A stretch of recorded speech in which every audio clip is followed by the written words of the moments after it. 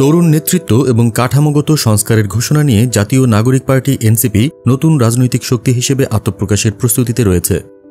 আসন্ন দ্বাদশ জাতীয় সংসদ নির্বাচনকে সামনে রেখে দলটি প্রথমবারের মতো নির্বাচন কমিশনের নিবন্ধনের জন্য আবেদন করতে যাচ্ছে। আগামী 22 জুন রোববার আবেদন জমা দেওয়ার শেষ দিনে কমিশনে কাগজপত্র জমা দেওয়া হবে বলে জানিয়েছে দলটি। এখন চলছে কেন্দ্রীয়ভাবে দলীয় তথ্য যাচাই বাছাইয়ের কাজ। নির্বাচন কমিশনের বিধান অনুযায়ী নিবন্ধনের জন্য একটি দলের কেন্দ্রীয় কমিটি, সক্রিয় কেন্দ্রীয় অফিস, অন্তত 1/3 জেলায় সংগঠন এবং 100টি উপজেলা বা মেট্রোপলিটন এলাকায় কার্যক্রম থাকতে হয়। সেই সঙ্গে প্রতিটি ইউনিটে অন্তত 200 জন ভোটার সদস্য থাকা বাধ্যতামূলক।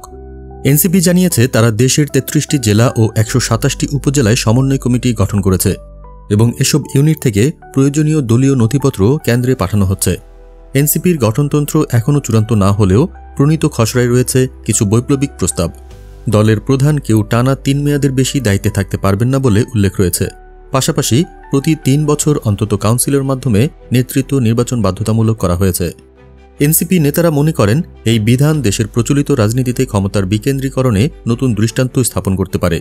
দলটির মতে 1947, 1971 এবং 2024 এই 3টি গুরুত্বপূর্ণ ঐতিহাসিক সময়ের প্রেক্ষাপটে তারা গঠন করতে চায় একটি গণতান্ত্রিক, অন্তর্ভুক্তিমূলক ও স্বনির্ভর বাংলাদেশ, যেখানে প্রতিষ্ঠিত হবে আইনের শাসন, মানবাধিকার এবং ন্যায় বিচার।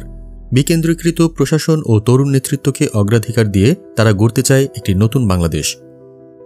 আগামীকাল শুক্রবার রাজধানীর বাংলা মোটরে এনসিপির অস্থায়ী কেন্দ্রীয় কার্যালয়ে সাধারণ সভার মাধ্যমে গঠনতন্ত্র চূড়ান্ত করা হবে।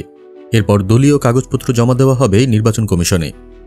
বিশ্লেষকদের মতে যদি এনসিপি নিবন্ধন পায় তাহলে এটি বিদ্যমান রাজনৈতিক সংস্কৃতিতে একটি ভিন্ন মাত্রা যোগ করতে পারে। তবে নিবন্ধনের অনুমোদন না পাওয়া পর্যন্ত দলটি নির্বাচনী রাজনীতিতে কার্যকর অংশগ্রহণে সক্ষম হবে না। আপনারা দেখছিলেন প্রতিদিন সকাল।